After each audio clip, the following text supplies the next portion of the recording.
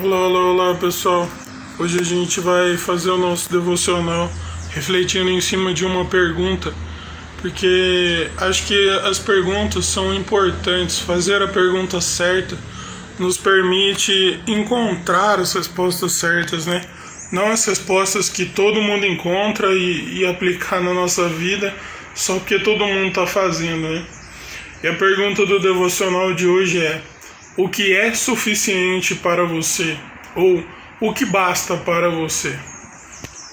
A gente vai refletir em cima de 2 Coríntios, capítulo 12, sobre Paulo escrevendo para a igreja de Corinto. E nesse capítulo a gente consegue perceber que tem várias arestas que precisam ser ajustadas. E tinha várias coisas, além do mais importante, que era o pecado que aquele povo estava se entregando, imoralidade sexual, e não estavam se arrependendo. Isso é o maior problema de todos, né? Quando a gente sabe que está em situações ruins, mas nunca é suficiente, né? A gente sempre tem que conseguir mais e mais e mais daquela situação, porque parece que um vazio precisa ser preenchido e nunca é o bastante, nunca basta, nunca é o suficiente. E aí fica abrindo cada vez mais a cova, né? Mas nunca tá bom o bastante. E a gente não encontra um ponto de volta, né? Um ponto de... Justamente nessa situação do capítulo, esse ponto de volta sempre é o arrependimento, né? Mas muitas vezes a gente vive numa cultura que fala pra gente assim: se arrepende só do que você não fez, não. Do que você fez você não precisa se arrepender, não. Sabe? E isso acaba sendo gatilhos, né? Combustíveis para sempre vivermos dessa forma, que nunca é o suficiente. Eu tenho que conseguir sempre mais, nunca é o bastante. E aí a gente vai se entregando a ilusões, a coisas vazias, e a gente vai se afundando e não acorda, né? Não desperta para a vida. E esse é um ponto muito importante desse capítulo. Mas tinha uma outra situação, que existiam pessoas que estavam se denominando de superapóstolos, né? Hoje em dia as pessoas não se denominam com esse rótulo, mas elas se consideram mais do que as outras, só porque muitas vezes tem mais eloquência, né? Tem mais jeitão para falar, para expressar certas coisas, tem mais carisma, né? Se bem que carisma nunca significou caráter, né? Você envolver uma pessoa com um discurso não significa que aquilo está revelando seu bom caráter, né? Quem dera a gente tivesse os nossos olhos abertos para o discurso de certos políticos, né? Mas enfim, isso é um assunto para uma outra situação. Mas tinha essas pessoas que se consideravam melhores do que as outras, se denominavam superapóstolos, né? Em poucas palavras, se diziam as melhores, as mais entendidas a respeito da palavra de Deus.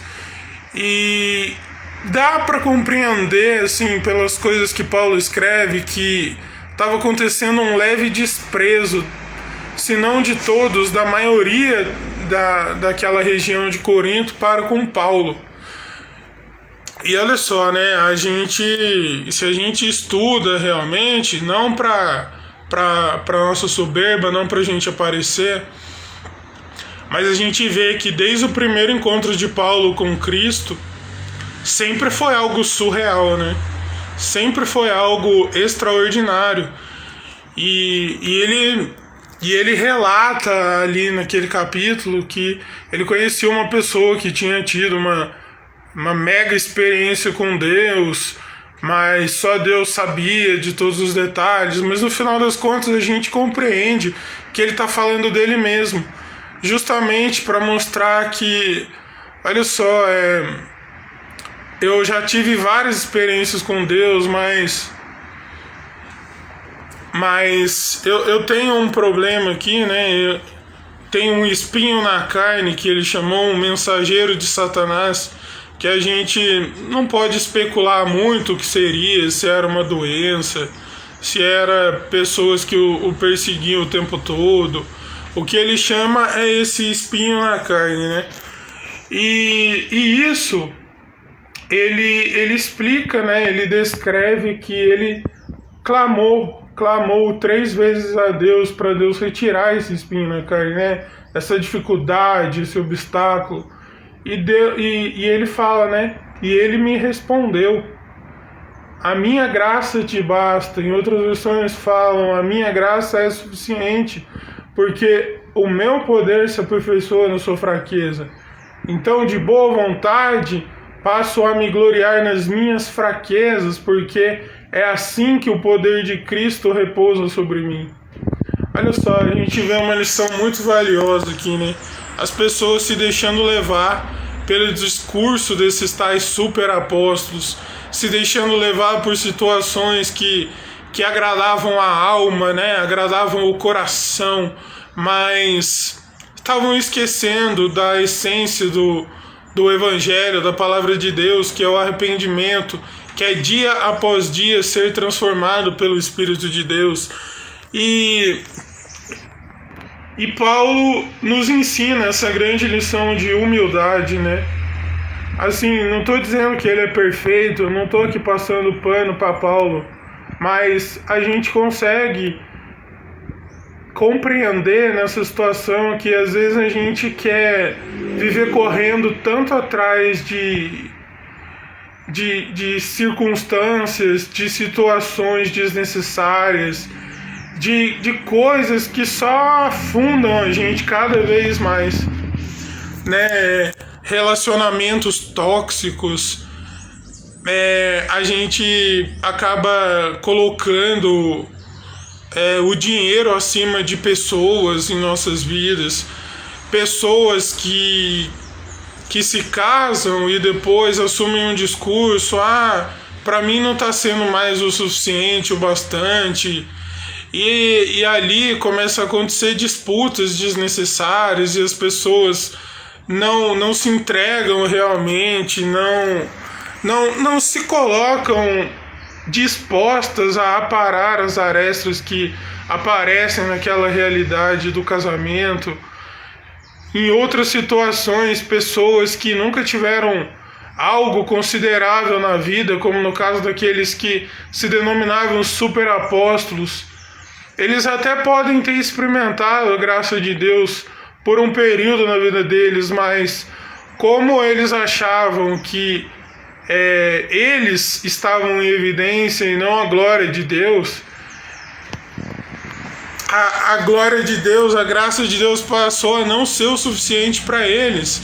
E eles lutavam para cada vez mais ter o reconhecimento das pessoas. E a gente vê isso nos nossos dias. Basta uma pessoa, né? Tem duas coisas que eu penso assim. Basta dar dinheiro para uma pessoa que o caráter dela vai ser realmente revelado. Quando não tem dinheiro, assume uma postura de uma falsa humildade, né? Mas quando tem dinheiro, aquele caráter depravado se revela rapidinho. E uma outra coisa é dar um microfone para uma pessoa. A gente vai ver quem realmente é a pessoa. E principalmente nas questões, né, que a gente está focando mais na questão da palavra de Deus nesse ponto.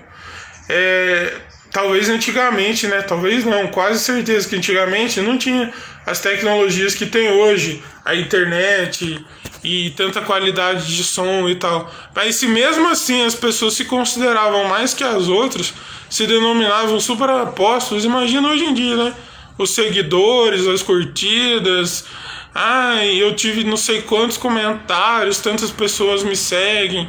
E, nossa, e esquecem que ela tá naquela posição porque um dia a graça de Deus entrou na vida dela e começa a se render a status, a reconhecimentos, a tapinhas nas costas.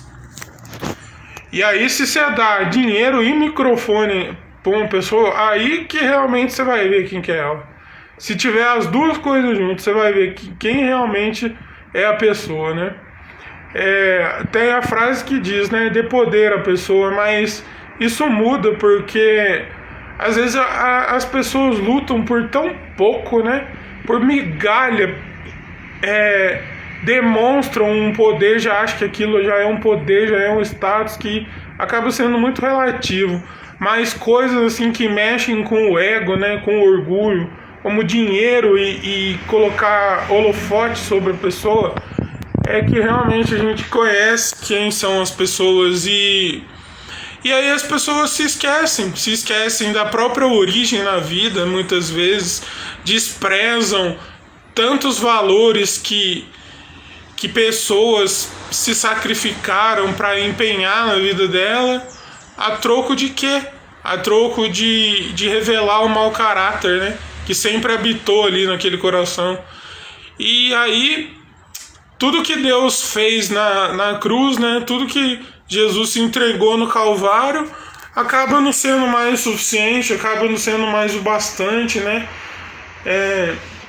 E aí é o que a gente pode concluir, né? Paulo teve várias experiências extraordinárias com Deus, mas ele não usou isso de motivo para se gabar. Mesmo numa situação que ele sofria, e Deus vira para ele e fala: a minha graça te basta, a minha graça te é suficiente. E aí? E se fosse hoje? Se Deus respondesse isso pra gente hoje? Sabe, eu não estou dizendo aqui que Deus não cuide de nós, que Deus não se importe com as nossas necessidades, mas e se Ele, no infinito poder que Ele tem, na infinita sabedoria que Ele tem, virasse para mim e para você hoje e respondesse: eu não tenho obrigação de fazer o que você quer, do jeito que você quer, a minha graça te basta, a minha graça te é suficiente. Qual seriam as nossas atitudes? Sabe, é muito fácil a gente se rende realmente a pessoas usando da palavra de Deus, falando que a gente quer ouvir, e a gente fala amém, aleluia, né? A gente tem uma maneira de reagir particular de cada um, mas e nessa situação? Olha só o que Paulo nos deixa, né? Então, de boa vontade, ou seja, me entregando realmente ao que o Senhor me respondeu de boa vontade, não por obrigação, eu vou me gloriar na minha fraqueza, mas gloriar no sentido de que, poxa, Deus já me deu tanta experiência sobrenatural, no caso de Paulo, ou Deus já cuidou tanto de mim nisso ou naquilo, que eu quero me gloriar no que eu quero, mas no cuidado de Deus eu não me glorio, no milagre que Deus fez em situações difíceis na minha vida eu não me glorio, eu não espalho aquilo. Precisamos realmente nos perguntar dia a dia: por que batalhamos, por que lutamos tanto? Será que ficamos constantemente em busca de um preenchimento de um vazio que só a graça de Deus vai preencher? Que só a graça de Deus é suficiente? Sabe? Por quê? Por que lutamos? Por que buscamos tantas coisas? E para finalizar,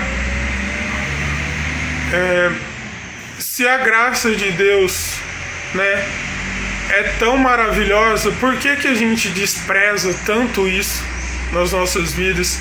Por que a gente coloca tudo quanto é tipo de coisa acima de quem é Deus em nossas vidas?